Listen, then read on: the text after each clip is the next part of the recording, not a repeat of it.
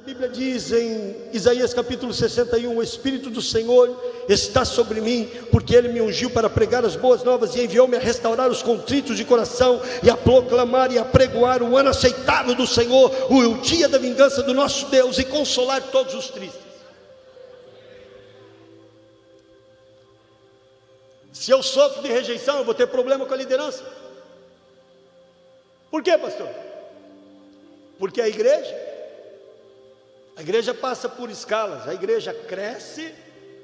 Pastor, eu não sei se está tudo certo com a minha igreja, porque saiu um monte de gente de lá.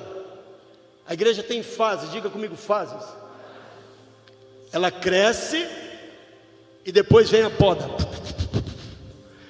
Aí depois da poda ela cresce e vem a poda. E quando nós falamos da igreja do Senhor, só fica os remanescentes, só fica os filhos. Eu não posso me espelhar nas pessoas, mas se eu tiver um espírito de rejeição, eu vou ter problema a liderar as pessoas. E como eu lido com isso, pastor? Primeiramente, você tem que entender que você é filho de Deus. E segundo, e é nisso que eu quero ministrar a vida de vocês, porque Deus falou no meu coração de muitas pessoas que estão sofrendo de rejeição, porque foram abandonados pelos pais, foram abandonados pela mãe, foram abandonados no seu matrimônio, mulheres que passam rejeição. A Bíblia diz em Êxodo capítulo 20, versículo 5, que a maldição dos pais, até os filhos, até a terceira ou quarta geração. Deixa eu dizer para você, mãe e pai, se você sofre de rejeição, você está abrindo uma porta para que o teu filho também sofra com isso. Portanto, é algo que nós não podemos negociar. Como lida, pastor, com esse tipo de espírito, pastor? A gente renuncia, a gente não aceita dentro de nós. Eu sei que eu estou falando com líderes, então eu estou indo mais além, amém? Se você não gosta do teu corpo, meu amado, vai para frente de um espelho pelado, se olha no espelho e começa a se gostar. Diga, esse aqui que Deus me deu, eu amo isso aqui. Começa a se gostar, olha para você, se valoriza, valoriza a vida que você tem, valoriza o que você tem. Se você não valoriza o que você tem, quem vai valorizar? Valorize o carro que você tem, a igreja que você tem, o ministério que você tem, a casa que você tem.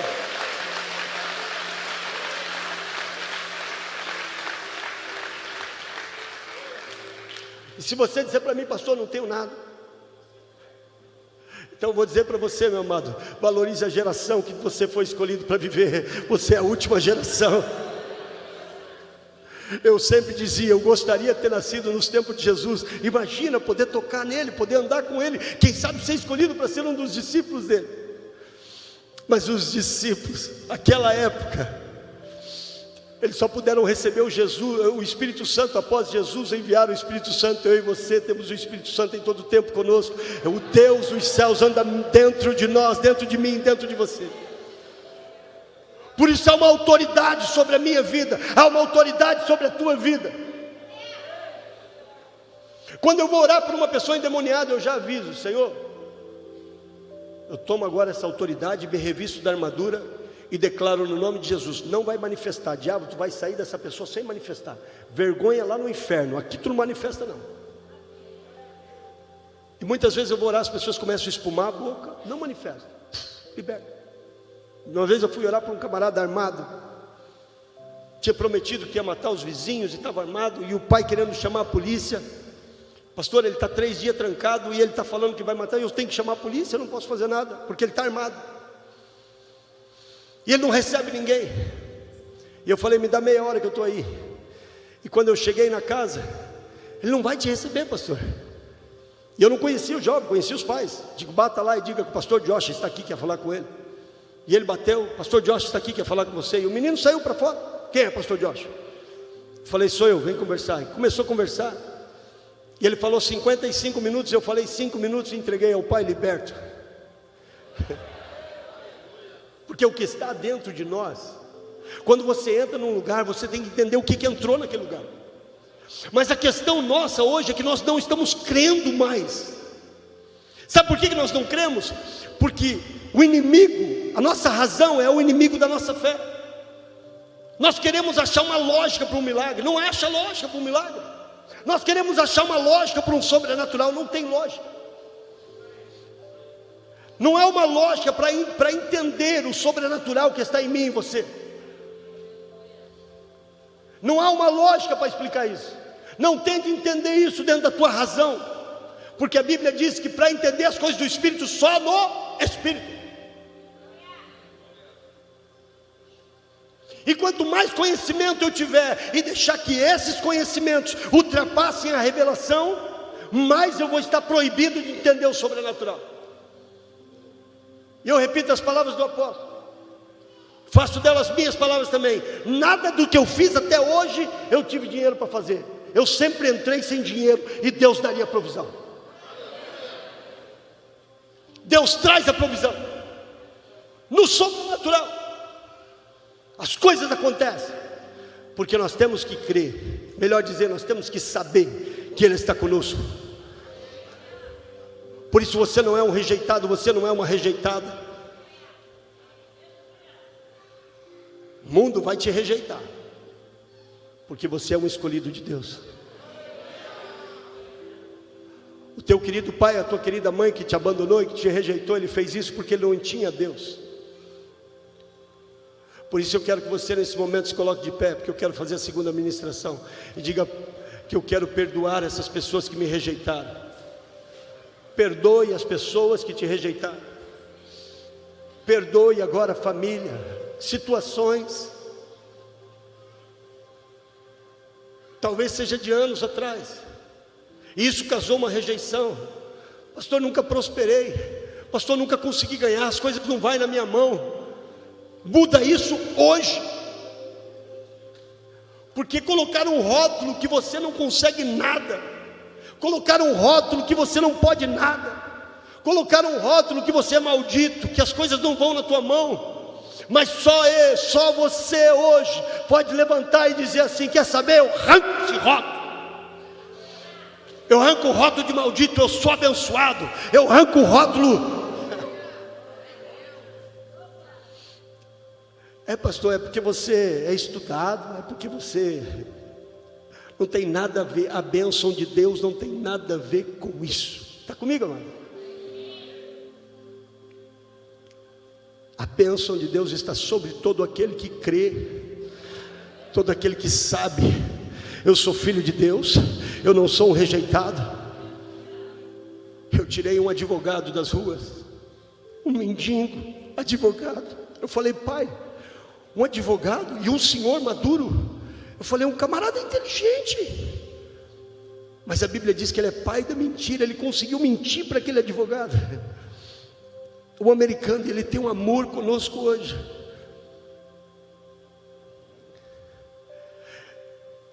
Talvez você seja casado ou sejam filhos que são inconstantes, ou que estão com mentes perturbadas.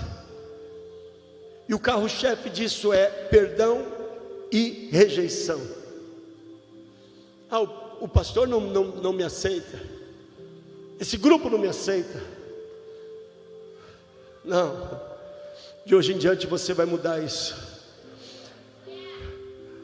porque você é aceito, porque você é filho de Deus.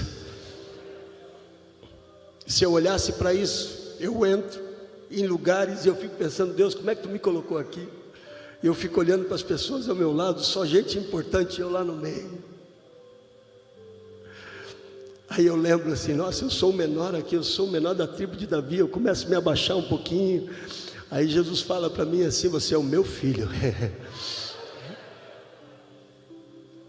Você é escolhido de Deus. Você não é o rejeitado. O diabo tem colocado esse espírito. Talvez você passou por essas situações na infância, na juventude, na adolescência, como criança, numa incubadora. Ou você tem filhos assim. Levante a tua mão no nome de Jesus. E a primeira oração que você... levante a tua mão comigo em nome de Jesus e diga comigo: Pai, eu decido perdoar todas as pessoas que me rejeitaram.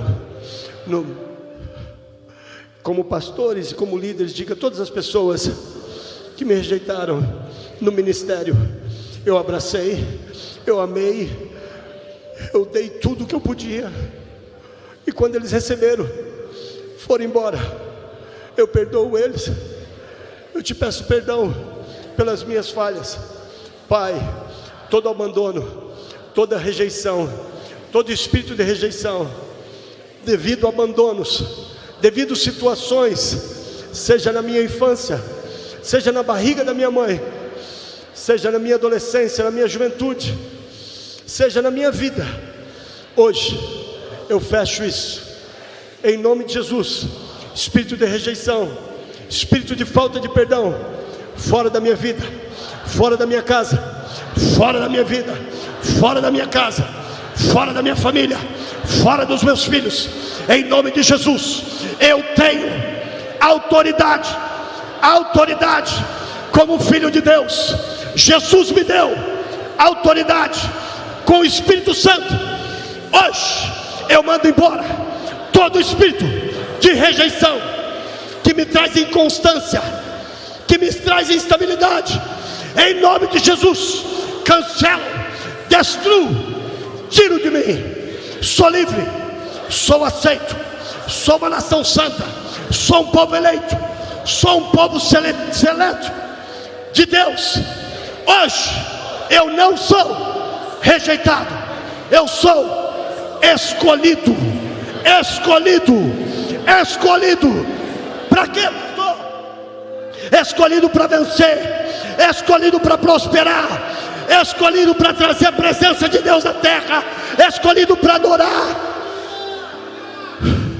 escolhido para morar no céu, escolhido para ser a noiva.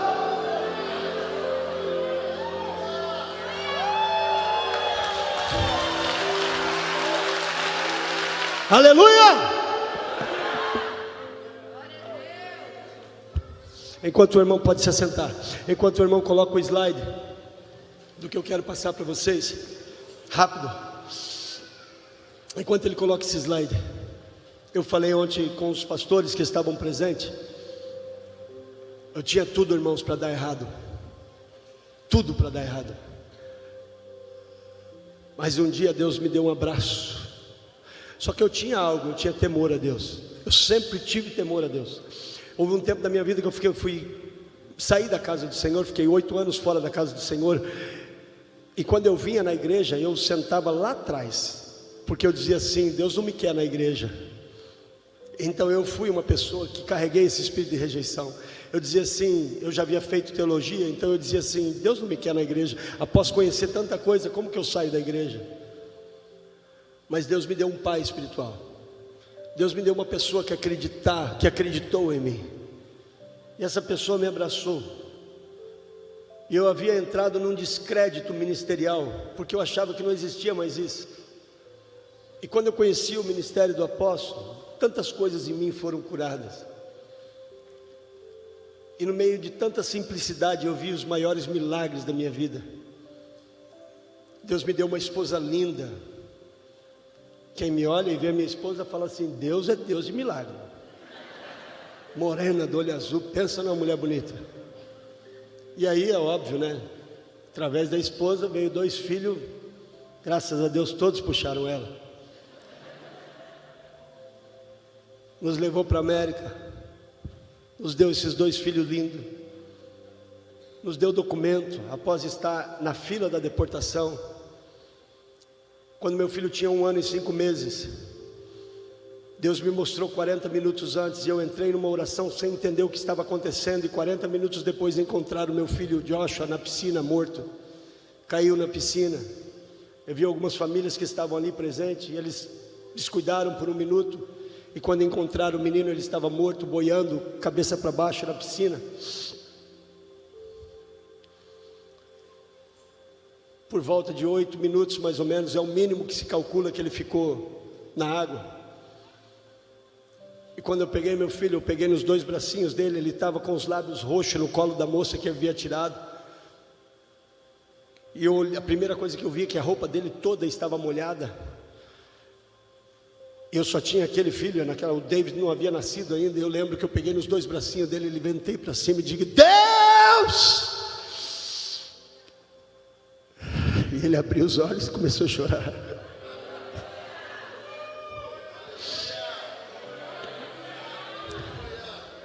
como é que eu não vou servir esse Deus? Como é que eu não vou crer nele? Como que eu não vou crer? Não podíamos ter filho, tínhamos um problema, Deus nos deu 2. Disseram para mim: teu filho vai ficar com um problema na mente, infelizmente, devido à situação, ele vai ficar com um problema na mente. Quando eles falam alguma coisa para você, eles falam no conhecimento deles, médico, o que eu respeito, mas o espírito, o sobrenatural é acima disso, a revelação é acima disso. Por isso eu digo, eu não aceito isso. Meu filho, graças a Deus, quando chegou no 6º ano, a diretora da escola me chama e ela fala assim: o seu filho está muito na frente e nós sugerimos você a pular ele. Então eles pularam do 6º para o 8º, ele não passou a 7ª série. Os 2 filhos, graças a Deus, são muito inteligentes, temem a Deus. Uma família super abençoada. Sabe por quê? Porque eu decidi seguir a Deus, porque eu decidi acreditar, porque eu decidi crer. Se eu pudesse passar alguns milagres para vocês, eu passaria todos. Moro numa casa linda. Israel vai lá, o quartinho dele já está esperando. O bispo já é mais difícil, vou ter que alugar um palácio ali para ele. Eu vi que a bispa é exigente, né? Uma casa linda de 2 andares. E na pandemia das finanças, muitas pessoas perderam seus imóveis. E eu um dia tinha um dinheiro guardado, porque eu estava meio que esperando também ser colocado para fora da casa e tomarem a minha casa. A dívida da casa era $560 mil.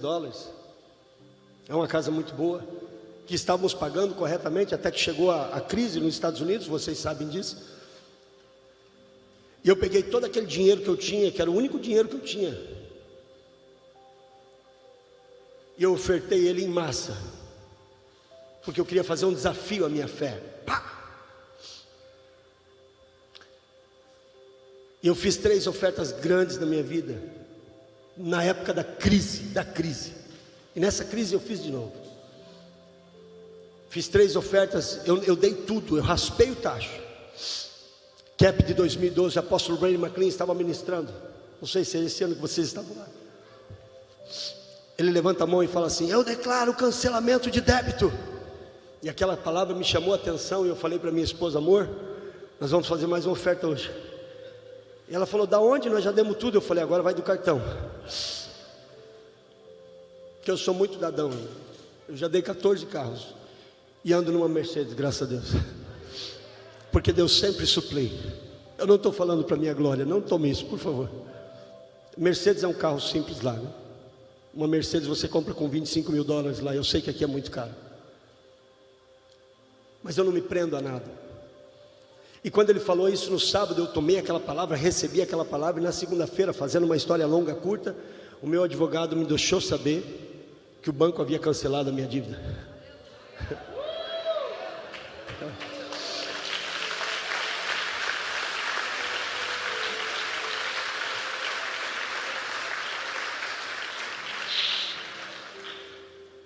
Seria mais ou menos assim: você vai no banco, você compra uma propriedade, você assina um termo de 30 anos, aqui é assim não? E aí o banco, você para de pagar, coloca no advogado e o banco decide cancelar a tua dívida. Não, está cancelada a dívida. Eu não estou falando do testemunho do meu irmão, estou falando do meu. Jairinho já esteve na minha casa, meu primo que está ali. A rainha, cadê a rainha? Não está aí? A Tatá, a princesa, meus primos. Deus tem o poder de cancelar débito. E eu a princípio não queria aceitar isso, porque eu dizia assim: eu estou errado, eu não consegui pagar devido à crise, mas eu me sentia culpado. Um dia a profeta Ana Maldonado ministrou através de um vídeo no YouTube, eu recebi aquilo, e eu pedi perdão a Deus, e eu recebi a minha casa, e Deus fez. Sabe o que eu quero dizer para você, amado? Não é o que você tem que vai fazer a diferença, é o que você coloca na mão de Deus que vai fazer a diferença. O que você coloca na mão de Deus é que faz a diferença. Por isso você não precisa ter nada, você só precisa ter um coração que acredita, um coração que crê, um coração que toma.